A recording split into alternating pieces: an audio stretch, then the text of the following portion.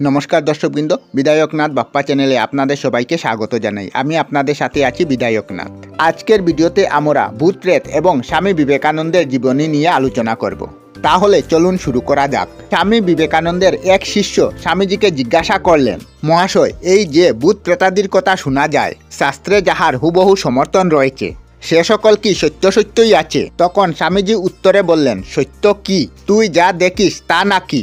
আর যা না দেখিস তা কি সত্য নয়? তোর দৃষ্টির বাইরে দূর দূরান্তে কত ব্রহ্মাণ্ড ঘুরছে, তুই দেখতে পাস না বলে এদের কি কোনো অস্তিত্ব নাই? তবে এইসব ভুতুড়ে কাণ্ডতে মন দিস না। ভাবিস ভূত প্রেত আছে তো আছে, তোর কাজ হচ্ছে এইসবের মাঝে যে আত্মা আছে তাকে প্রত্যক্ষ করা।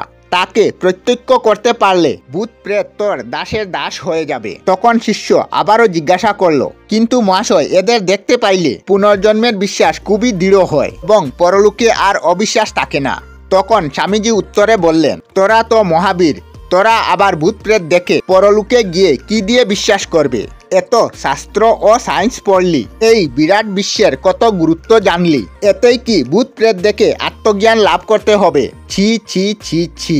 শিষ্য বললেন, আচ্ছা মহাশয়, আপনি কি কখনো ভূত প্রেত দেখেছেন নাকি? তখন উত্তরে স্বামী বিবেকানন্দ বললেন, তার সংসার সম্পর্কে কোনো ব্যক্তি প্রেত হয়ে তাকে মধ্যে মধ্যে দেখা দিত, কখনো কখনো তাকে দূরের সংবাদগুলি এনে দিত, কিন্তু তিনি পরীক্ষা করে দেখেছিলেন তার কথাগুলি সবসময় সত্য হতো না। পরে কোনো এক তীর্থে গিয়ে মুক্ত হয়ে যাক, এইরূপ প্রার্থনা করা অবধি তিনি তার আর দেখা পাননি। হ্যাঁ বন্ধুরা, এই হলো স্বামী বিবেকানন্দের জীবনের সত্যি সত্যি একটি ভূত প্রেতের সঙ্গে দেখা হওয়া বা তার সাথে কথা শোনার এই ঘটনা ঘটেছিল।